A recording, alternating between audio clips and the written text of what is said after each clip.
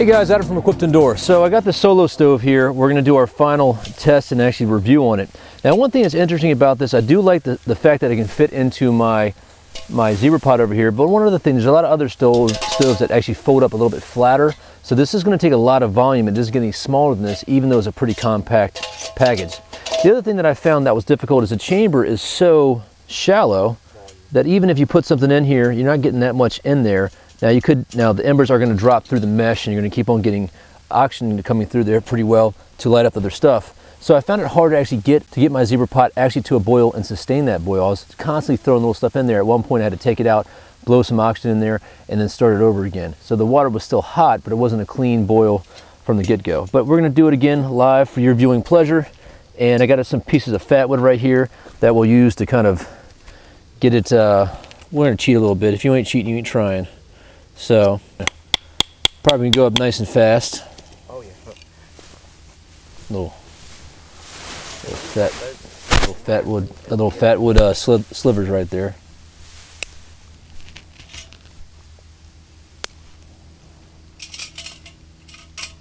All right, guys. So we're gonna take our trusty Zippo here.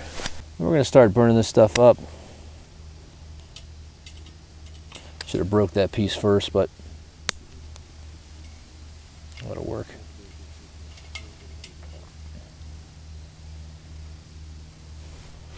And then what I got here, I'm going to actually put away my EDC4 here from Survive Knives, and I got a couple pieces of cedar that we're going to break off and put in here. I throw this lid on here so I show you guys this port.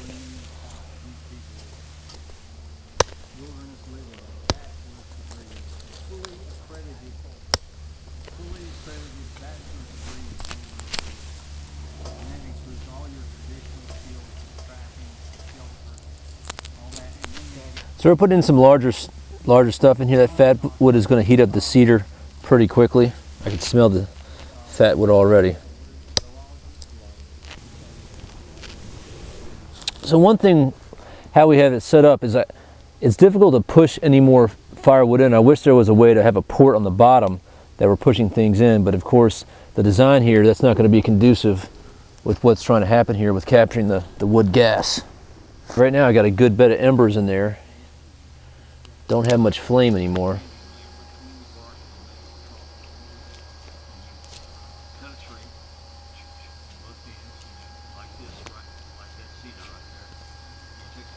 See, this is kind of the same problem that I had before. After the first initial burn, we got some pretty good flames. It was too much flames to actually get the pot on there to boil anything. And at the same time, when I drop more stuff in there, now I'm just getting a bunch of smoke. So I got to come in here, give it some oxygen.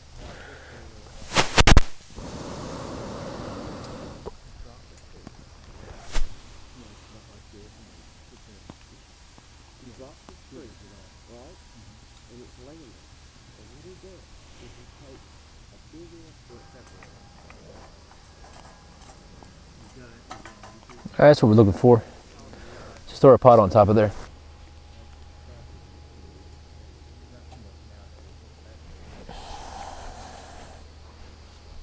All right, guys, so we're going to finish boiling our coffee that we're doing in another video, and we'll be back here in a second. All right, guys, so we're going to put our coffee over here.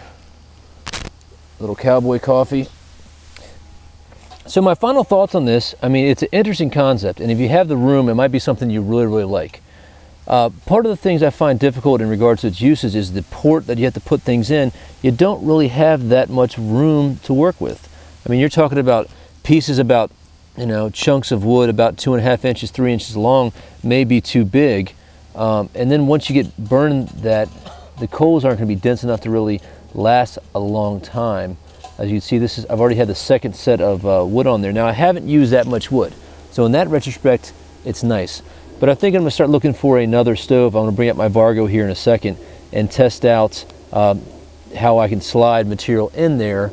And I think it'll be a little bit better than dropping it in there, but you know, only time will tell. So I think that the final verdict is still out with this, and I have to see how it compares to some other stoves. But as far as the test regards, do the job. I don't think I can get a constant boil from one time I get it lit.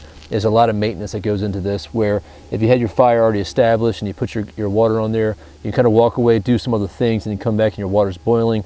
This takes a little bit more focused time to make sure you maintain the temperature and you have the right materials to throw in there constantly. Because as you guys can see now, it's been burning for a few minutes and it's already, you know, we got a little flame there, but those embers aren't pushing up that much heat, not as much heat as I would expect. But then again, it's going to get the job done if you're constantly maintaining it. So far so good, but you know, we'll see what else we can do with it. It's not perfect, but it's not horrible either. So, all right guys, Adam from Equip and Door. If you have any questions or comments, please email me at adam@equipanddoor.com. You guys take care, be safe out there, and remember, if you're not always prepared, you're never prepared. Thanks.